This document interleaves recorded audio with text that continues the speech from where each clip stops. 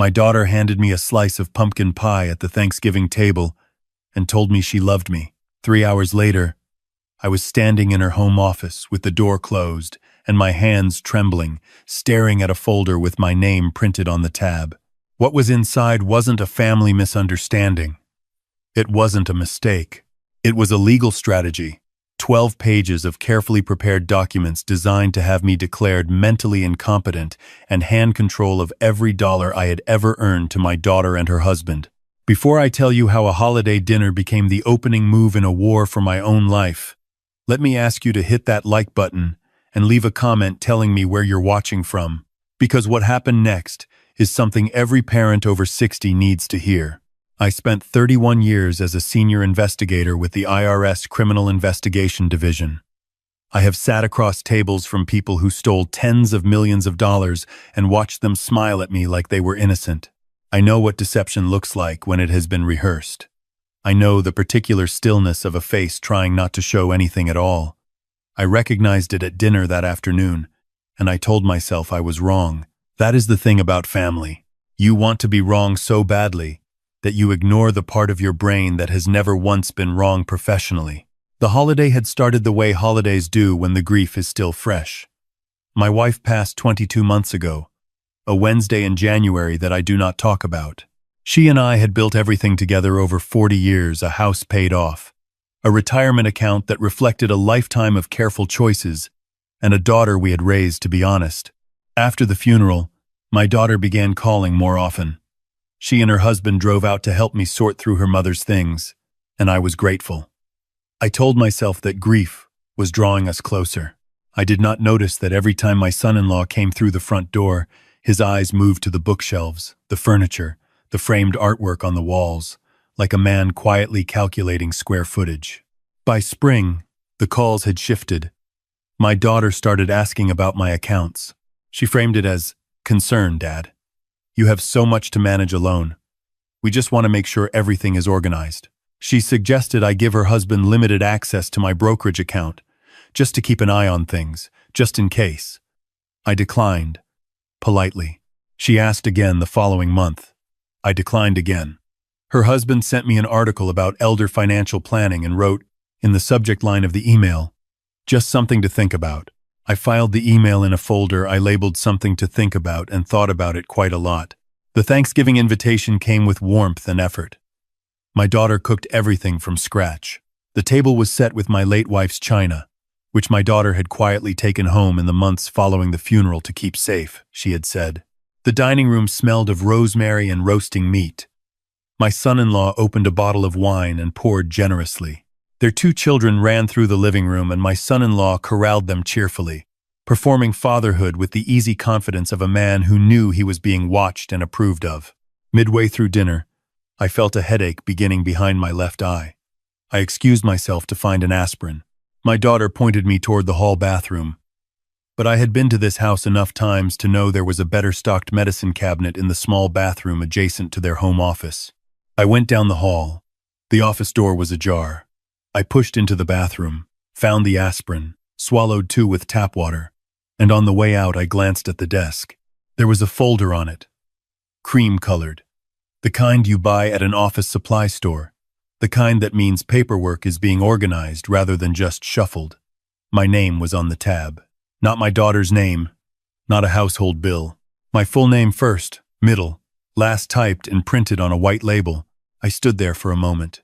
The sound of my grandchildren laughing in the other room drifted down the hall. I could hear my son-in-law's voice, rising and falling with the comfortable cadence of a man who believed himself in control of his environment.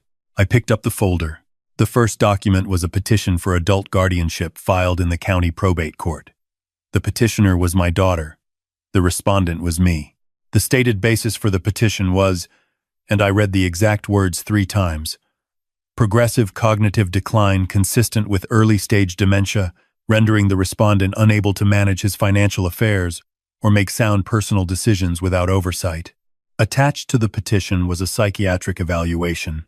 It had been conducted 6 weeks earlier by a doctor whose name I did not recognize, based on a 40-minute clinical interview. The evaluation concluded that I demonstrated, quote, significant memory deficits, and impaired executive function, and that full legal guardianship was recommended to protect the respondent's well-being and assets. I had not had a psychiatric evaluation 6 weeks ago. I had not consented to one. I had not spoken to anyone with that doctor's name. Behind the evaluation was a draft order granting my daughter and her husband joint guardianship over my person and my estate. My estate, which my wife and I had spent 4 decades building, which stood at a value of roughly $4.3 million, would be managed at their complete discretion. There was a hearing date. It was 11 days away. The last document in the folder was a brochure. It was from a memory care facility 40 minutes from my house. The brochure had been opened and folded back, and someone had written a room number and a monthly cost in the margin in my son-in-law's handwriting. Clipped to the back of the brochure was a reservation confirmation in my name. Dated 3 weeks prior, a deposit had been paid. I put the folder back exactly as I had found it. I walked back down the hall. I sat down at the Thanksgiving table, picked up my fork, and ate a full plate of food. My daughter asked if my headache was better. I said it was much better, thank you. My son-in-law refilled my water glass. I thanked him. I watched the candlelight moving across the china that had belonged to my wife, and I kept my face as still as I had learned to keep it in 31 years of sitting across from people who had already decided they were going to get away with it. On the drive home, I did not turn on the radio. I had 40 minutes alone with the highway and what I now knew, and I used them the way I had always used the silence after a major discovery in a case, not to feel, but to think. Emotion is a resource. It costs time, and it clouds sequencing. The feelings were real, and they would arrive in their own time. But right now, I needed to understand the mechanism. The timeline assembled itself cleanly. My wife's death had removed the one person who would have confronted my daughter immediately. My repeated refusals to add my son-in-law to my accounts had closed the easy path. The psychiatric evaluation had been conducted without my knowledge, which meant someone had either fabricated my participation or forged consent documentation.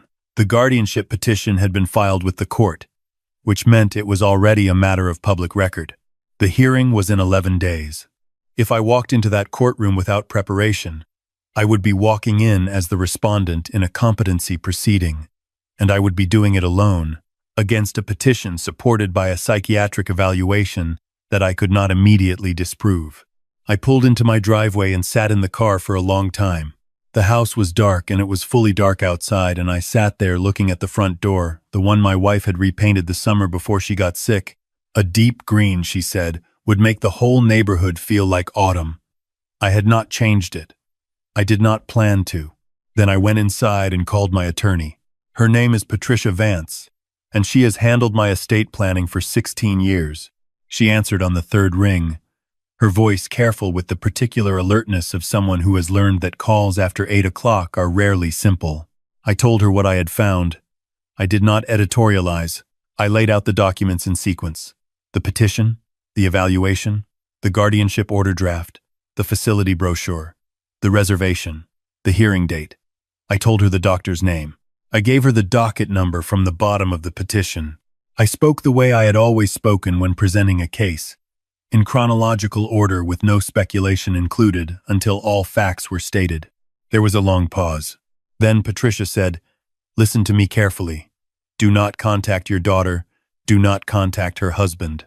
Do not access any of your financial accounts online tonight, because if they have already filed for emergency temporary guardianship separately, any account access could complicate things.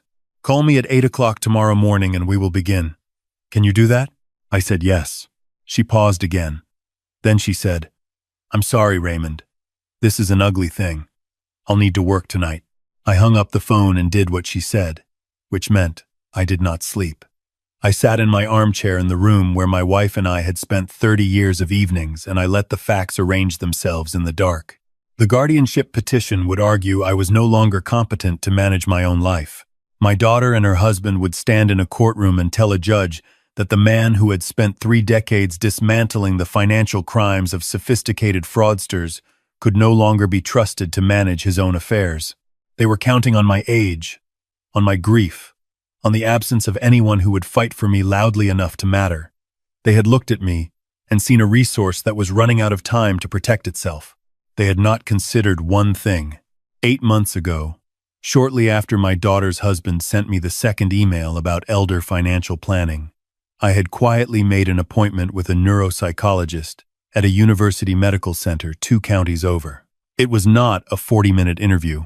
It was a full 2-day evaluation, cognitive testing, memory assessment, executive function battery, psychological profiling. The final report was 43 pages. It concluded that my cognitive function was in the 91st percentile for my age group, that there was no evidence of dementia or any dementia precursor, and that I demonstrated, in their clinical language, exceptional capacity for complex reasoning and strategic planning. My primary care physician had co-signed a letter appended to the report confirming the findings. I had also, at Patricia's guidance 8 months ago, executed a comprehensive, irrevocable trust that placed the bulk of my estate under the management of a professional trustee. My daughter was named as a discretionary beneficiary, meaning she could receive distributions at the trustee's sole discretion. She was not named as executor, manager, or co-trustee. There was a clause in the trust document that I had asked Patricia to include specifically if any beneficiary initiated legal proceedings against the grantor or against the trust in bad faith. That beneficiary's interest was immediately and permanently revoked. I had not told my daughter any of this. The following morning, Patricia and I spent 4 hours on the phone and then in person at her office. By afternoon, she had pulled the full probate court filing, which confirmed what I had found in the folder and added several details I had not seen. The fraudulent psychiatric evaluation had been submitted alongside a declaration signed by my son-in-law, attesting that he had personally witnessed me become confused and disoriented on 3 separate occasions in the past 6 months, including once when I had allegedly left the stove on and could not remember doing so. Every incident he described was fabricated. The declaration was signed under penalty of perjury. Patricia also found something else. The memory care facility reservation had been paid with a credit card. The card was in my name. My son-in-law had apparently obtained a copy of my credit card number, opened an additional card on the account, and used it to make the deposit. That was credit card fraud. Combined with the forged psychiatric consent documentation and the perjured declaration, we had 3 separate criminal offenses already documented before we had even begun. We did not go to the police that day. Patricia made the same point my instincts were already making. We needed to let the hearing proceed far enough for all of their intentions to be fully in the record. And then we needed to walk into that courtroom and end it completely. A premature arrest would warn them. An incomplete record would give a defense attorney room to argue confusion, family dispute, misunderstanding. We wanted them standing in front of a judge, under oath, with no exit visible, and then we wanted to close every door simultaneously. The next 9 days were the quietest I have ever kept. My daughter called twice. I answered both times and spoke to her warmly about ordinary things. She mentioned Thanksgiving, said the children had slept well on the drive home, asked if I was feeling all right. I said I was feeling fine. I told her the pie had been wonderful. I asked about the children's school week and listened to her answers with what felt from the outside. I was certain, like the gentle attention of an aging father with nothing particular on his mind. I know what performance looks like. I had become one. On the morning of the hearing, I arrived at the probate courthouse 40 minutes early with Patricia, a copy of the neuropsychological evaluation, an affidavit from my primary care physician, the original trust documents with their time-stamped notarization, Patricia's prepared motion to dismiss, and a separate packet she had assembled for the county district attorney's office, which outlined the criminal conduct in the filing with supporting documentation attached. My daughter and her husband arrived with their attorney, a man in a suit that was well cut and carried the particular confidence of someone who had done this before and expected it to go smoothly. My daughter was dressed carefully, conservatively, in the colors of someone who wanted to appear concerned rather than acquisitive. My son-in-law wore the expression of a man who had rehearsed his grief about this situation and was ready to deliver it on cue. They looked at me when they came through the door. My daughter's eyes searched my face for something: confusion, fragility, the particular soft blankness of a man who doesn't fully understand what room he's in. What she found instead was a man reading case notes. She looked away quickly. The hearing began. Their attorney presented the petition with practiced fluency. He spoke of my recent loss, of the isolation of widowhood, of the documented incidents my son-in-law had witnessed. He referenced the psychiatric evaluation with the weight of someone placing an anchor. He described the guardianship as a loving and necessary protection for a man who had spent his life protecting others and now needed, humbly and simply, someone to look after him. The judge listened. Then she turned to Patricia. Patricia did not begin with emotion. She began with a document. She placed the university neuropsychological evaluation on the record and walked the judge through its findings page by page. Not all 43, but the critical ones, the test scores, the clinical conclusions, the physician's co-signature, and most importantly, the date. 8 months before this petition had been filed. 8 months before the psychiatric evaluation they had submitted, which claimed to have been conducted 6 weeks ago. Then Patricia placed the fraudulent evaluation beside the real one and pointed to the consent documentation. She noted that the signature on the consent form did not match my signature on any verified document in the record. She noted that my medical records showed no appointment with this physician on the date claimed. She noted that the physician's license had a disciplinary notation for a boundary violation involving a prior guardianship case in another county. Patricia then placed the irrevocable trust documents on the record and explained their structure, including the date of execution and the independent trustee arrangement. She explained, for the court, that the estate my daughter had petitioned to control had already been placed beyond anyone's reach, including my daughter's, for the past 8 months. If the guardianship had been granted, it would have given my daughter and her husband legal authority over my person, but no access to the assets they believed they were pursuing. She paused to let that land. Then she said, "Your Honor, my client requests that this petition be dismissed with prejudice. He further requests that the court refer this matter to the district attorney's office, as accompanying documentation submitted today identifies 3 independent criminal offenses related to the filing of this petition, including credit card fraud, forgery of medical consent documentation, and a perjured declaration submitted by the co-petitioner." The judge looked at the packet. The silence in the courtroom lasted about 15 seconds. It felt considerably longer. Their attorney requested a brief recess. The judge declined. My daughter had been watching me since Patricia began. The careful sorrow on her face had dissolved sometime during the reading of the neuropsychological evaluation and had not been replaced by anything recognizable. She looked the way people look when a calculation they were certain was correct produces an answer that cannot be right, and they run it again and keep getting the same wrong number. My son-in-law was perfectly still. He had stopped performing anything at all. The judge dismissed the petition. She referred the matter to the DA. She made a brief comment from the bench about the court's expectation that probate proceedings be initiated in good faith and the serious consequences when they are not. She said it without looking at my daughter or her husband, which I thought was the most devastating possible way to say it. 2 weeks later, they were charged. My daughter faced charges of elder financial abuse, forgery, and fraud. My son-in-law faced those same charges plus a count of perjury for the declaration he had filed under penalty of perjury. Their trial was 8 months after that.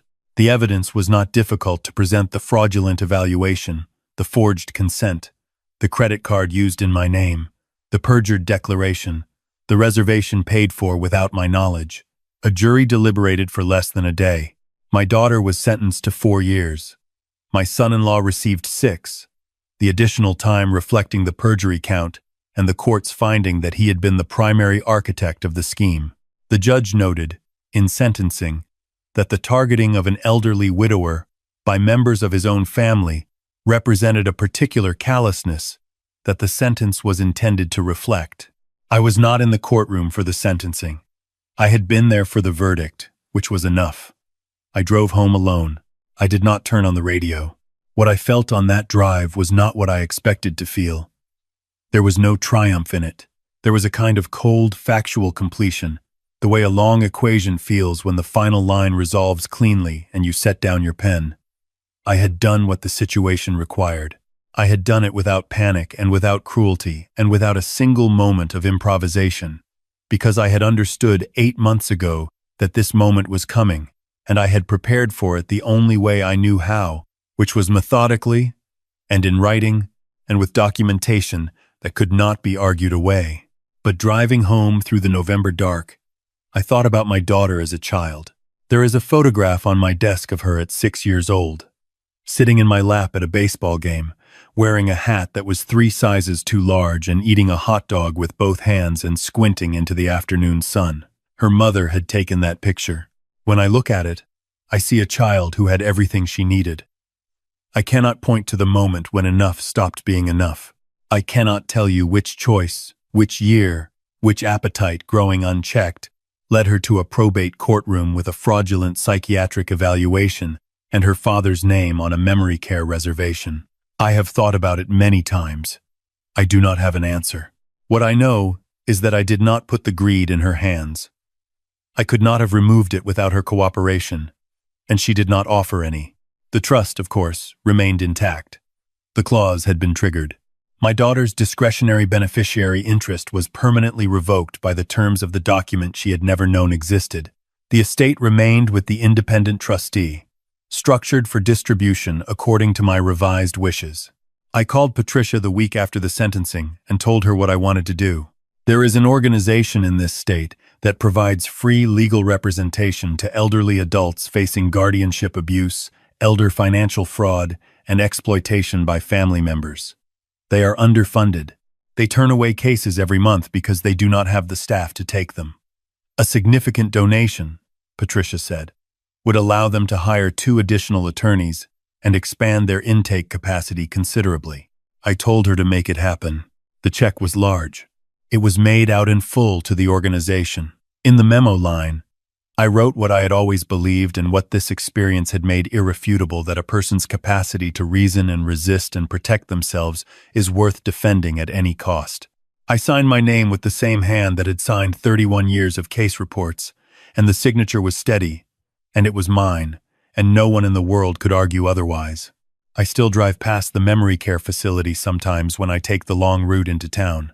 It is a clean-looking building with a circular driveway and a flower bed out front.